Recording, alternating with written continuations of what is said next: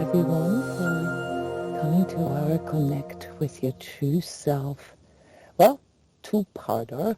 First energy session where we go into silent contemplation, group meditation here with almost 100 people worldwide. And now our live meet, our live talk. Yeah, so Sheila co-facilitated this session with me while you guys were in meditation based on the instructions that you received. But she can't be with us here today, so you're going to have to live with me lecturing about these energies. And I was going to try to keep it light because there are some aspects of the session. Hi, Cheryl. Good to see you. Hi, Jona. That are quite heavy, but I figured that if I share with you some of the aspects of February energies, which is always what we need to keep in mind, everyone. We always need to keep our current state in context with, well, not only our mood or what is happening to ourselves in a given moment, but also the collective aspects, the weather conditions, as I call them. And so I want to let you guys in here on these February energies. Someone has their microphone not muted yet. Let me see if I can take care of this. All right. Okay. Yeah, so we need to look at these weather conditions. And I write this about a week before the month starts. So we already have like a 3-week track record now to look back. I called the forecast for February for those who were signed up in my energetic tune-up group, Shine Your Light, acting with the realism of the heart. All right, and there I reflect on these weather conditions, with a little bit of intro here. And this is what I want you guys to know, to just perhaps preempt a little bit of the heaviness that you might be carrying, or the confusion, or the apathy, like not knowing what to do. February carries the vibrations of realignment, inner harmony, and emotional freedom, inviting us to actively refine our life structures and clear space for more authentic expression of who we are. It encourages us to let our light shine like a magnet for new positive beginnings. This is quite important. There is a strong impulse, a profound impulse, I called it 3 weeks ago, to break free from old structures, paving the way for authentic self-empowerment, which calls us to let go of victimhood and injustice toward more unity and spiritual connection as pillars of personal and collective growth. February's themes are anchored in the realism of the heart.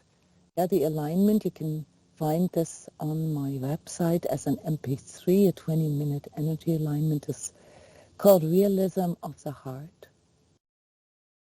Recalibration, emotional freedom, and the collective call for action, creating a fertile ground for personal and collective shifts, elevating us into a higher state of awareness and connection. This all sounds like New Age talk, but it really is something that we need to look into. When we had our last True Self session, which is only 3 weeks ago, roughly, we talked a lot about grounding and clearing. And here, this was before I wrote this. The month begins with grounding energy, calling us to initiate fresh perspectives and innovation. So we are still in this, guys. We're still, tapping into the cosmic heart. And what is the cosmic heart? Guys, this is so important for understanding our own state. What is it that connects us all? What is it that vibrates through all of us, whether we believe in God or not, whether we believe in spirituality or not? What is it in all of us, that we are aligned to at the end of the day, regardless of our political opinions or spiritual opinions or whatever? At the end of the day, what is it that connects us as a desire? What do we want to feel? What do we want to experience? It does not get fulfilled right now. It's a bit of a rhetorical question, but it's quite practical. Okay? Yeah, so let me turn this off here. I just wanted to go through this so that you've been seeing this here. If you look at this week, emotional liberation and healing.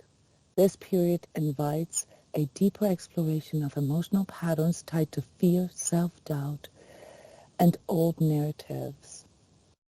It's a transformative time for releasing limiting emotional beliefs and embracing emotional freedom. Practices like creative expression or movement support this process. Yeah, so let's talk about our session.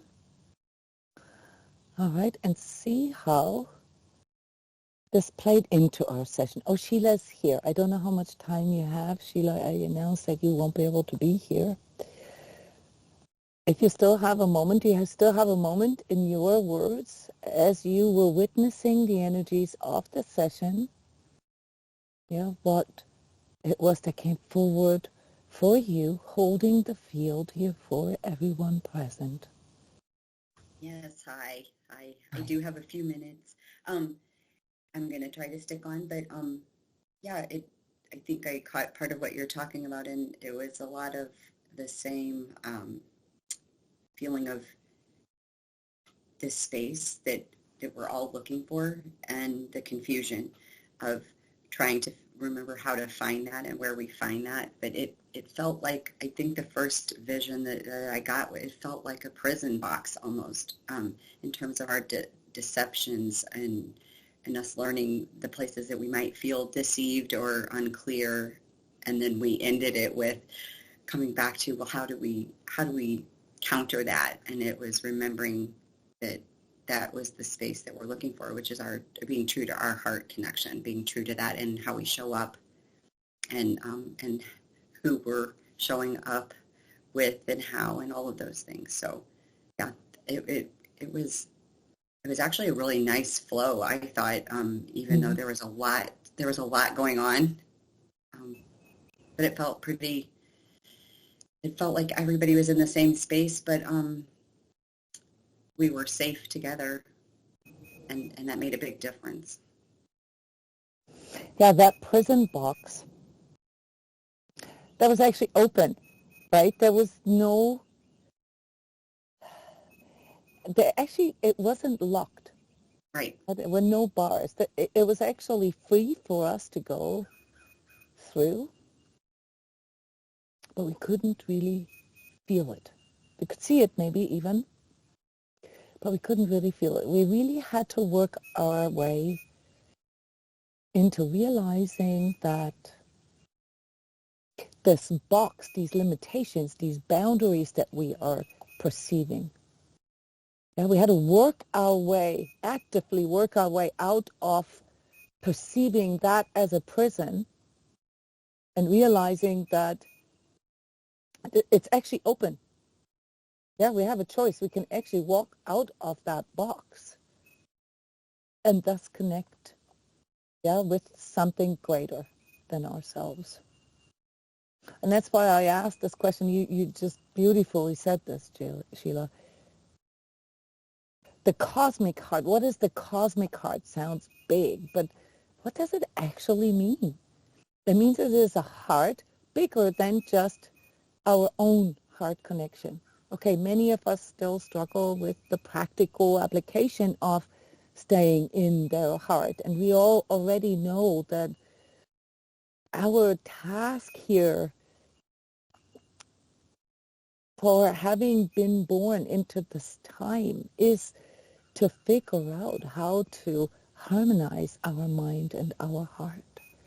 Yeah, how to bring this together and become an expression of this inner harmony. We already know this intellectually, and yet we still struggle every day. And this was the part here that Sheila and I picked up on big time. Namely, on one hand, that we long for this so badly. We long for this connection.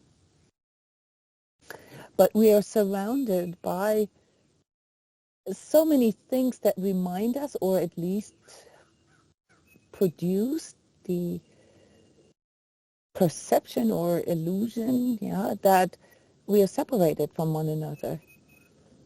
Yeah, and then we had to work ourselves out of that box.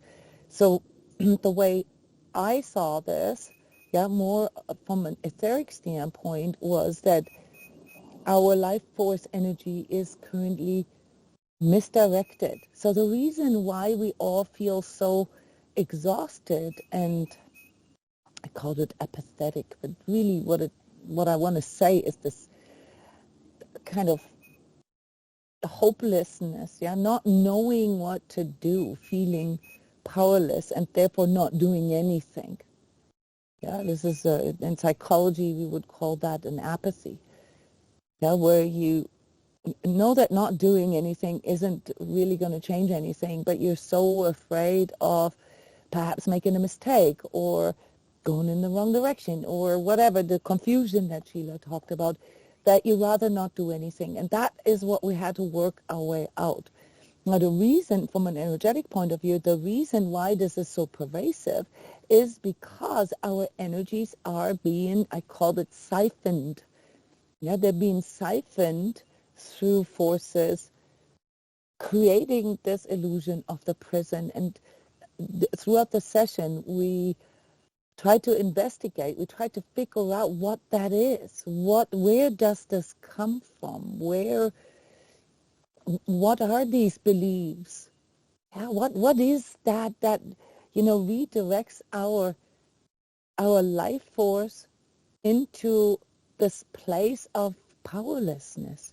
This is a question that we need to ask ourselves when we feel down. When we're caught in the dark night of the soul, it's a little different. But when we just feel down, exhausted, or like we don't want to do anything, that's a place where you can still sort of identify where your energy is going instead. When you going through the dark night of the soul, you're already basically dealing with it. That's a little different. Okay, so if you have questions about that, you can always ask. But when we're in this no doing space, no action space, where we just sort of consume life, where we just consume, whatever comes to us, and not actually contribute. There is a big sort of inner separation, inner conflict that arises, because it's not really who we are. We didn't just come here to consume life. We didn't just come here to consume our life force.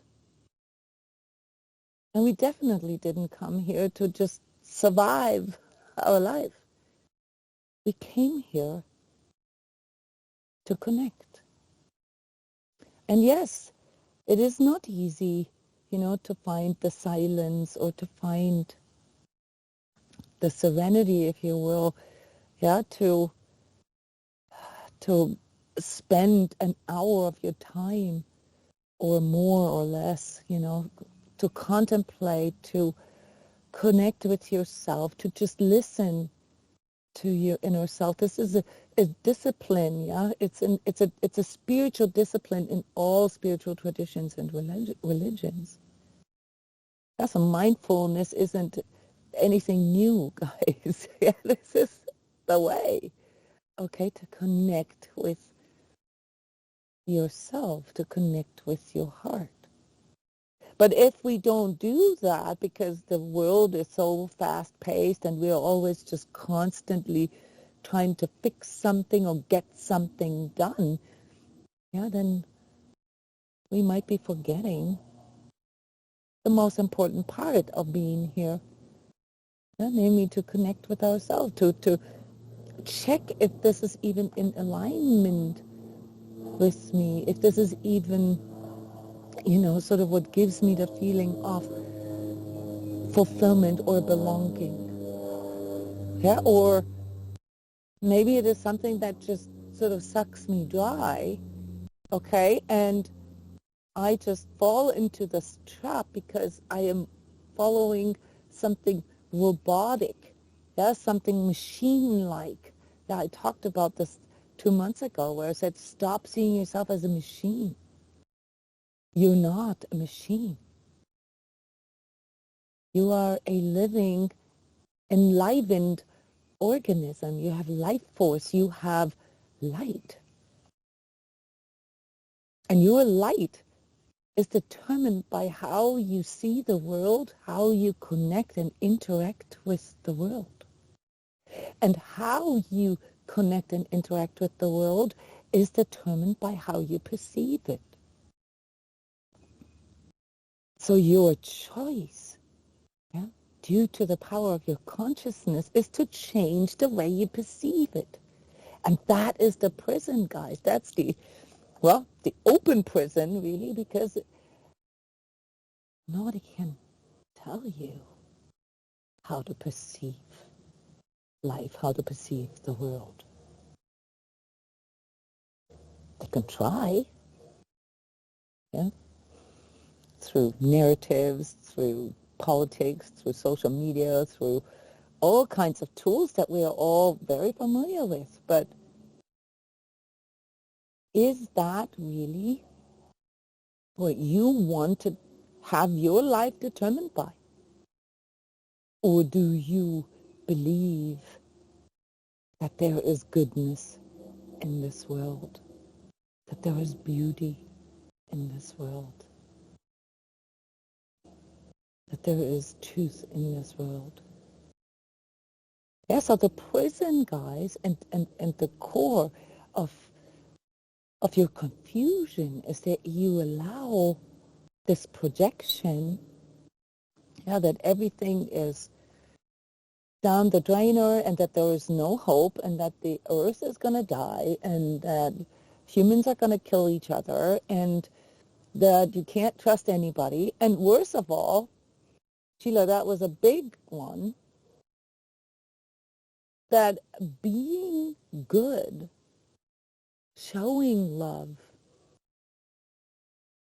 trying the right thing is dumb.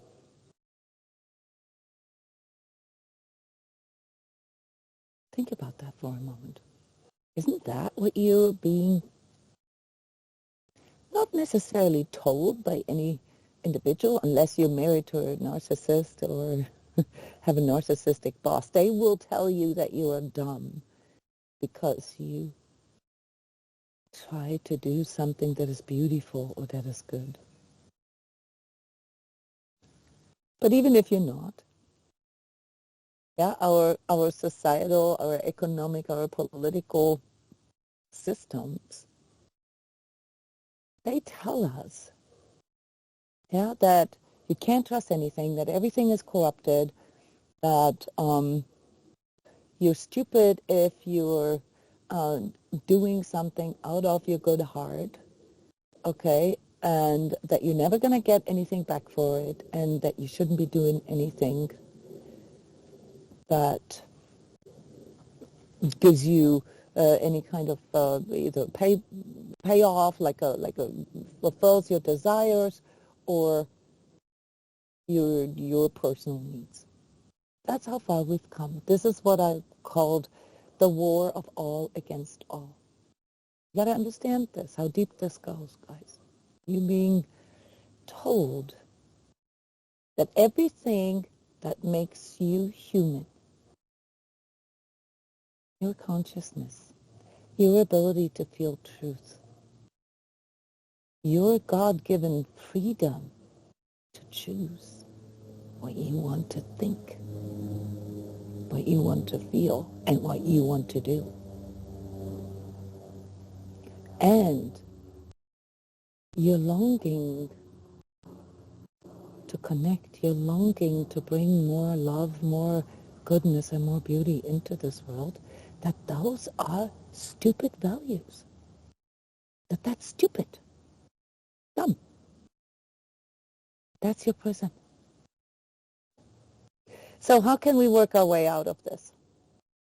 All right, so let's go back to the energetic part. During this session, okay, we saw the prison that is actually open, okay? So it's a perceived prison, perceived boundaries, perceived limitations. And we've already figured that one out, okay? This is a form of, yeah, I call it mind control just because I'm lazy. Really what it is a projection, yeah, that is coming in from the outside. And then we have our inner longing, our longing to connect, our longing to belong. How do we reconcile this? How do we work our way out of this perceived prison into, and then that would be sort of the metaphor, yeah, the imagery of the cosmic heart? How can we work our way into a worldview, into a life view that recognizes, yeah, that no matter what race you are, what opinions you have, what political grouping you belong to, what gender you are, yeah, what spiritual beliefs you have, you simply are a true self. You simply are a self, yeah, a soul self with a consciousness that came here to face the challenges of not feeling truth, love, and freedom at first. So basically with the job description, to figure out how to bring more truth, more love, and more freedom into your life. And on the way of trying to figure this out, which we're all doing, okay, we're doing stuff that we think is the right thing. Turns out maybe it wasn't, or it was just based on our personal circumstances and our lack of experience. And with growing consciousness, we realize, that was quite limited. Okay, and we start to change something. We shift our perspective and say to ourselves, I couldn't have done better in the past because I didn't know better. But now I can see that which I came here for, that which I longed for, that which I am basically designed to do, which is to connect with the world, to connect with others, and to interact with them, to exchange, to build something together, to sometimes also destroy something together, yeah, to exchange ideas, yeah, to bring about a new version of that which is in all of us. Each and every one of us carries a new or a different, if you will, version of the same thing. Each and every one of us struggles with the same thing. So when we come together and interact and share and exchange, something happens. Our life force begins to increase. when we separate ourselves, when we cut ourselves off, our life force begins to dwindle. So the easiest way, and I'm saying this now from the perspective of the forces that are working through us, knowing what these forces are and what they do, is to inject into you this idea that you cannot connect with others and that it's stupid to do that. Yeah? That you're an idiot if you're trying to do good, if you are trying to stick out in the world by offering something beautiful or by just doing a good deed. This is very, very much at the core of all our confusion. And what does it do to our energy? It removes the foundation. It removes the grounding. It removes us from the root. The root that pulls out the nourishment, that pulls out the nutrients, and the water and the energy out of the earth that we need to grow. It disconnects us from our roots, from the roots of who we are and from the roots of why we came here. So when you are in a state of not knowing what to do, where you are tortured by your fears, your doubts, and your resentments, you need to go back to your roots. You need to, like we talked last month, ground and clear yourself a little bit so that it becomes a little easier for you to feel that in your body. But that's just the body part. Okay, how can you connect to the roots of who you truly are, your true self, better in an emotional sense? By sharing, by interacting with others. Hell, you don't have to share money. You can share experiences. You can share your true feelings. You can choose to be more authentic. And stop trying to be someone that you're not. Because it's not going to fulfill you. It's not going to quench, that desire to belong. It's not. It's an illusion. You can only truly feel that you belong when you know what you want to belong to.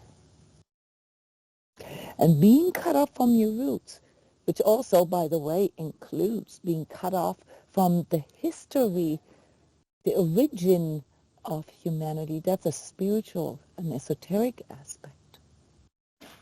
But that is being sort of written now as we are going through these days of aliens and settling on Mars and, all these sort of UFO religions that are forming right now. It's in progress. You have to understand the danger of that. It's not just taking away your humanity. It's actually also injecting the idea in you that you are connected with the wrong roots. Okay? So this is how far this goes. But I've done lectures and workshops on that in the past years that you can look up on my YouTube video. The main point here is that if your energy becomes ungrounded, you no longer are connected to basically the source of your life force. And you have to understand that grounding is not some fancy energy work technique. Grounding, it has to do with stopping and taking a moment, feeling the soles of your feet, wiggling your toes, squeezing your butt cheeks, and feeling that you're there. Preferably barefoot, okay, and touching the ground. That's the first level. And then recognizing, okay, that you are actually here, okay, and nourished, okay, through all that is provided for you in form of the planet Earth.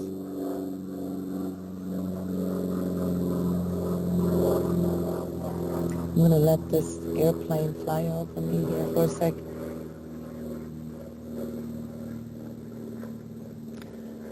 And that not just you are connected to that, but everybody else. And that is what connects you with your essence, with your life force.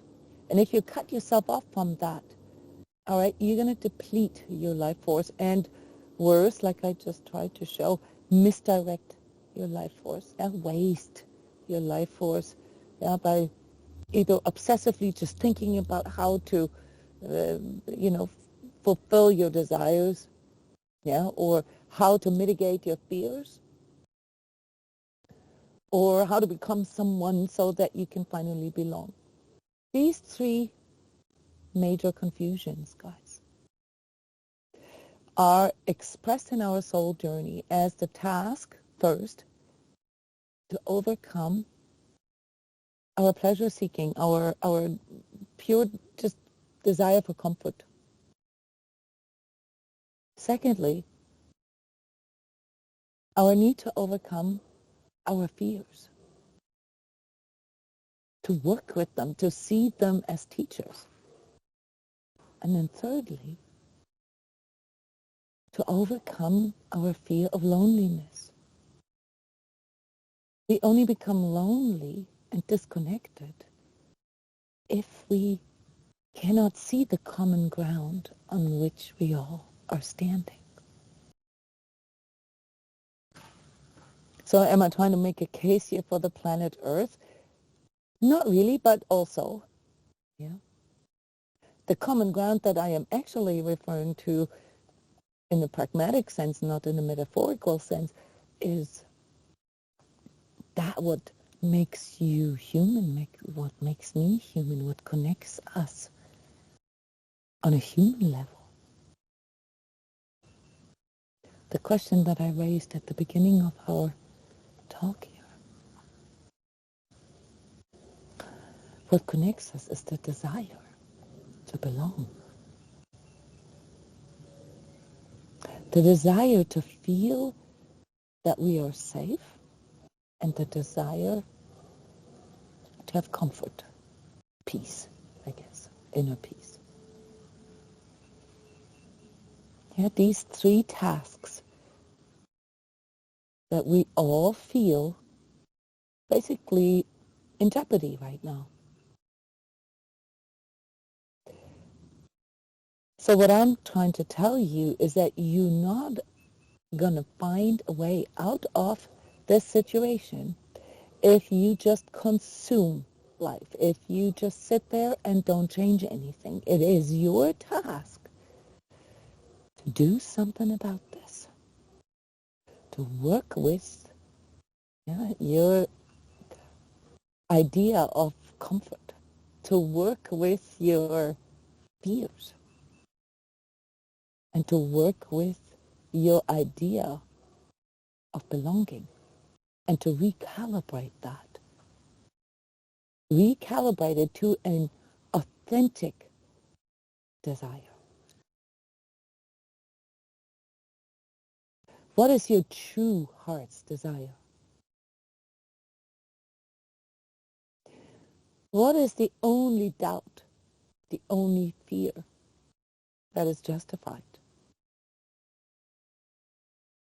And how can you truly belong?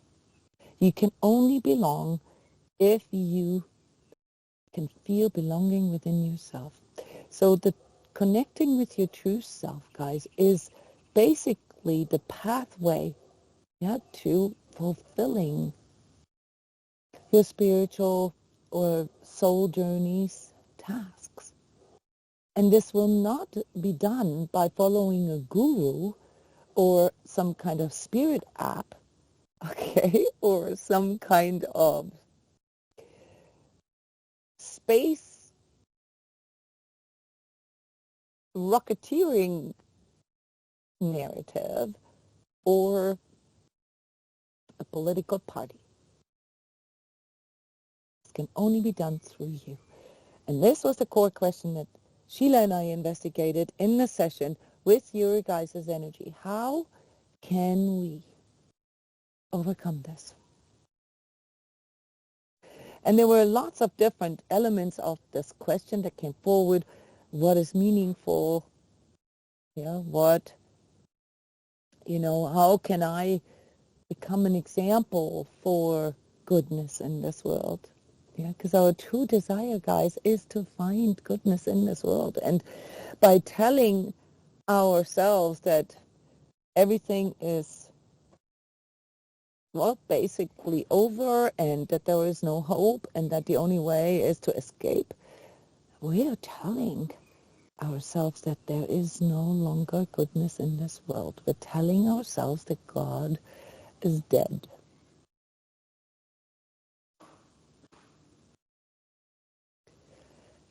So that which we desire the most, the goodness, the beauty, the love and the truth in life, is something that we need to bring into this life. And we do not do this by bickering about how bad everything is and how mean everybody is and how, you get the gist. This is what we need to change. We need to bring goodness and beauty and truthfulness into this life. That's how you change that. And that's how you reverse the flow of your life force. And when you start doing that, out of your full conscious understanding that you are the light that you are looking for, everything changes. Because not only does your energy change direction and starting to work for you instead of working against you or against yourself, you are also becoming a beacon of light for others. And I know that this sounds like a beaten up phrase, but we have to become that which we are looking for on the outside. And with every example, with every role model, with each and every one of us, stepping into this place where we say, yes, I believe in the goodness of the world. I believe in the heart of people. I believe in what it means to be human. I believe that this is our purpose. We are turning things around. Because if you look at what you are projecting into the world right now, then you will better understand why you are experiencing it the way you are right now. This is the uncomfortable truth that we do not want to accept. Namely, that we live what we project. But not in the sense of illusion or self-deception, as Sheila called it, but in the karmic potential of that. So if I project out into this world that everybody is mean and out there to get me and that the world is hostile, then that is exactly the future that I am creating for myself. This is the karma that I will then live.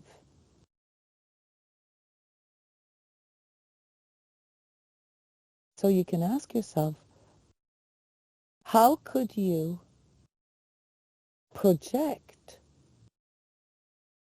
something into the world,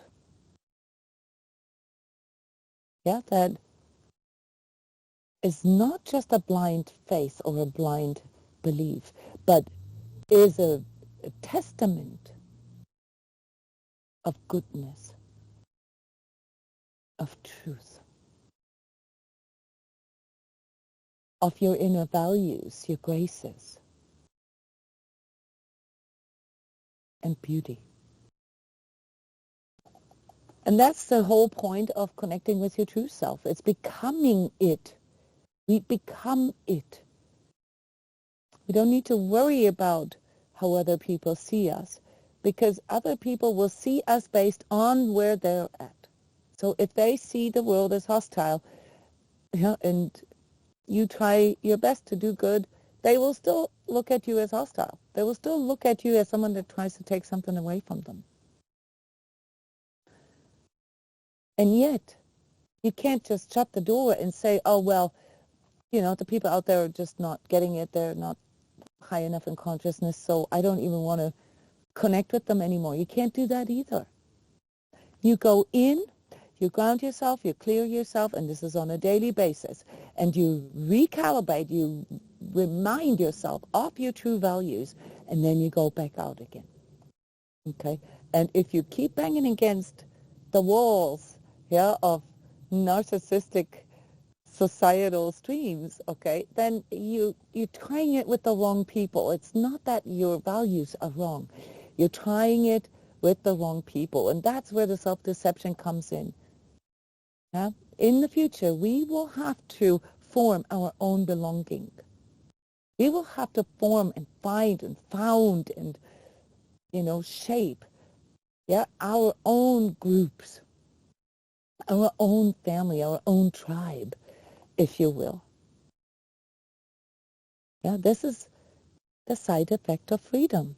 We have to learn that we form our societies. We form the future of our world. And that's that. And I know what this sounds like. It sounds like idealism. But guess what?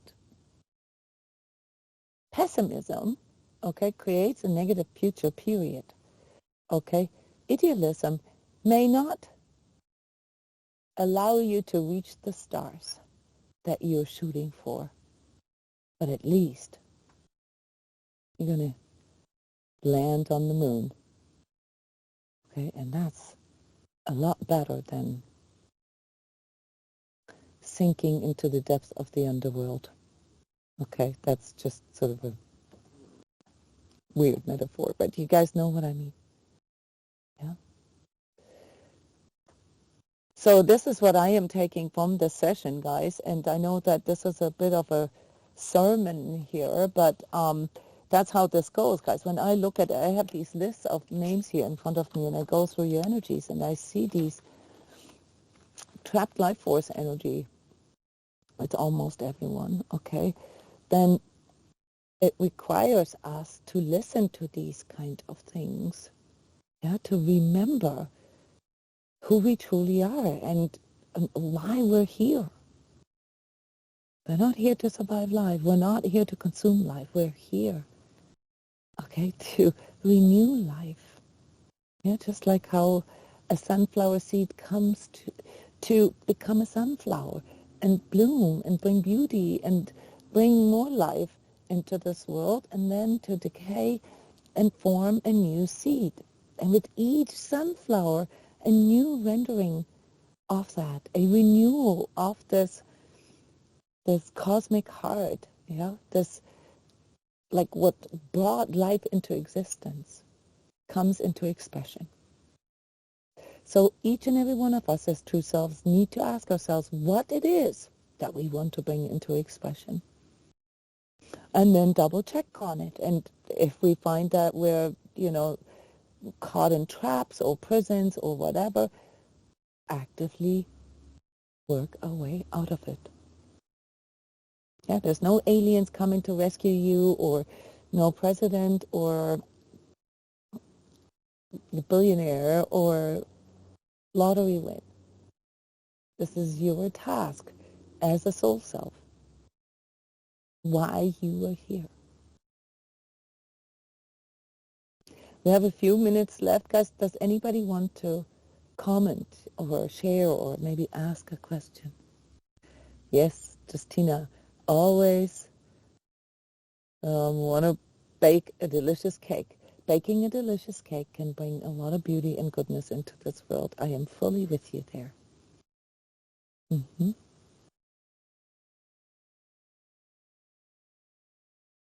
Any comments, any sharing, any questions perhaps? I don't have any question, but it's just so lovely, Jona. Thank you. Thank you, Ima. By the way, this is something that we did also work out during the session. The gratitude, yeah, is one of those ways. Mm-hmm. Remember, Sheila? Yeah, gratitude, like actually saying thank you. Because then we're reciprocating that which we receive. And by reciprocating what we receive, we're no longer just consuming it. Go ahead, Matthew. I think you wanted to say something.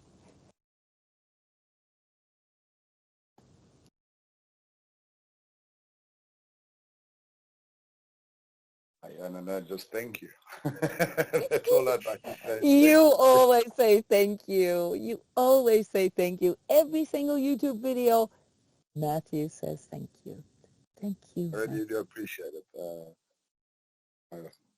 That's why I said it, so thank you. You understand this already. Wonderful. All right, everyone. Here, just sort of a little note on the side. At transCODES, we are working our spiritual biography course, the new program that I have. We have a few people here, not too many, but this is an amazing experience. Annette, do you want to share something?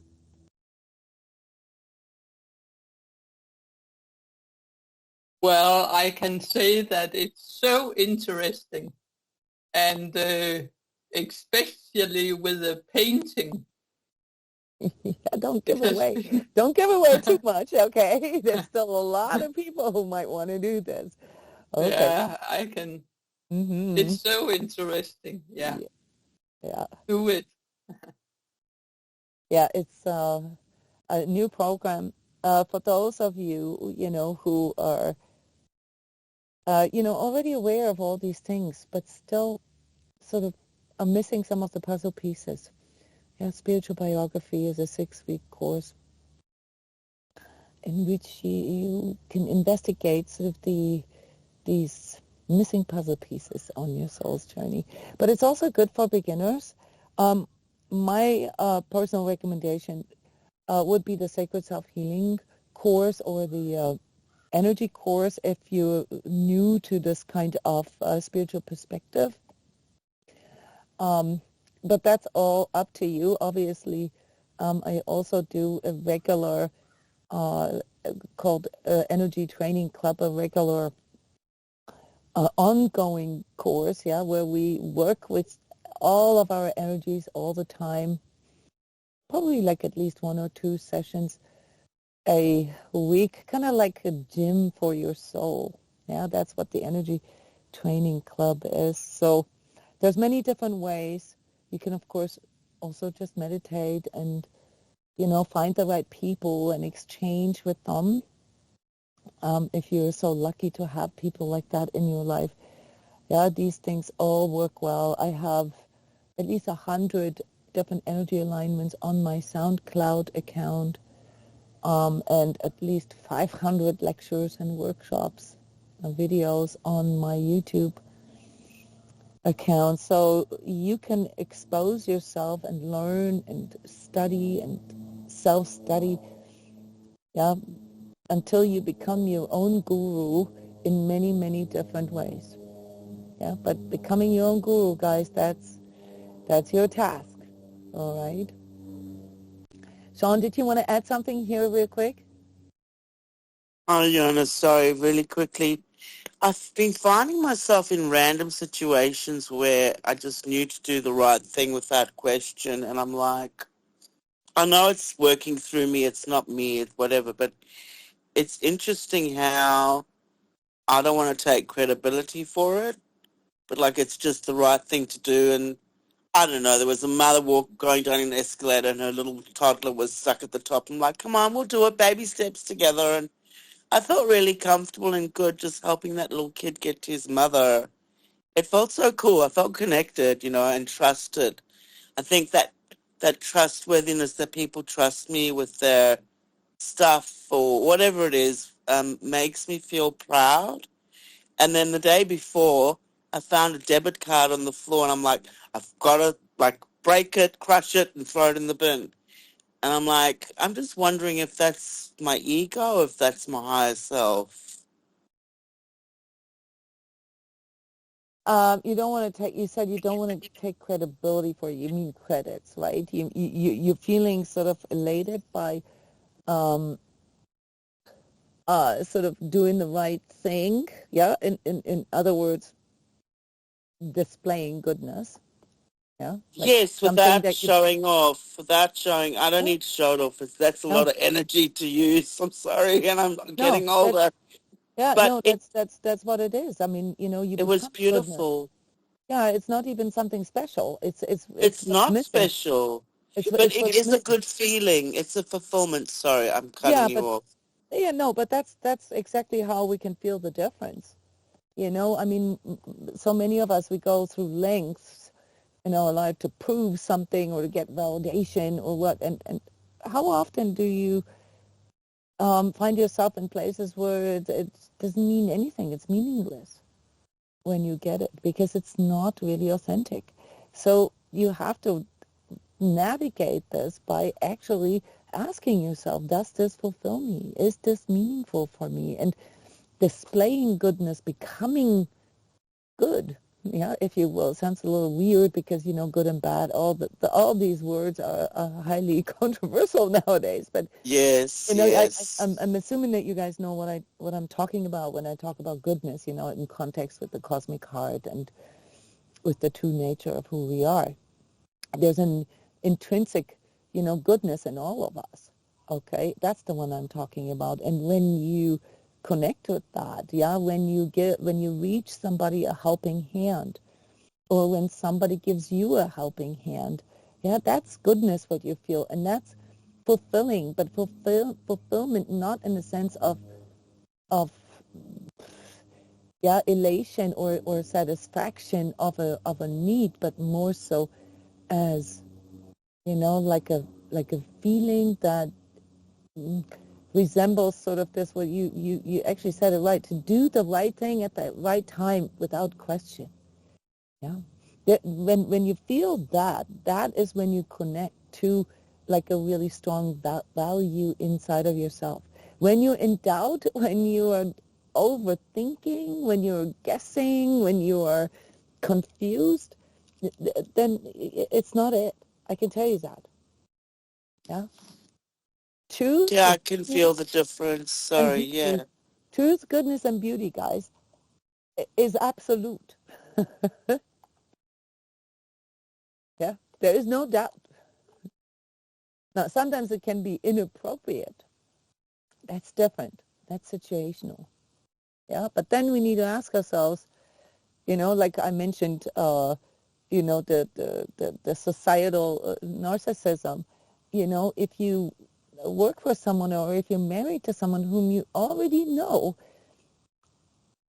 does not have goodness in their heart, and you are trying to impress them or doing, something good for them, that might be inappropriate. That might be mismanaged. Okay, because you're not increasing goodness. You're not teaching that person goodness. All you're proving to that person is that you're even dumber than they thought you were. Yeah, listen to my narcissist video series. I'm explaining exactly. So if you're with someone who, literally thinks that you are stupid when you're doing something good, okay, and I don't mean good in the sense of politically correct or something. I mean good like from the heart. Yeah. Um, you need to check on their level of empathy. Okay. Yeah, because empathy is basically the way the cosmic heart connects us all. Yeah. The willingness to understand one another and to feel what it's like to be in somebody else's shoes. And that is how we overcome this no future confusion. the willingness to understand one another. Doing good is just a natural consequence of that. Yeah, we don't have to like make a plan wanting to do good. I mean, you know, you can as a spiritual exercise, you know, like make a conscious good deed every day. Yeah, all religions, all spiritual traditions, yeah, have elements of that. But that's not the point. The point is that you understand, yeah, that what it is that you want to find in the world, you have to also give it. You have to interact with it. And out of that interaction, the refinement, the ennoblement occurs. If you choose not to interact, if you choose not to wanting to understand the world, humans, you're not going to grow. All right. I hope that you guys are all in a good place. All right. February, okay, requires us to recalibrate and also to close out all these things that siphon our life force energy. So I'd say chop, chop, yeah, and get going. Understand, yeah, what takes life force away from you and what gives you life force, yeah. And then follow that as your heart's navigator. And not what other people tell you. I love you guys. And I hope to see you soon. We don't have a community lecture this month, but in March we will again. And there we're going to talk about how to overcome fears around money and financial security. See you then. Bye-bye.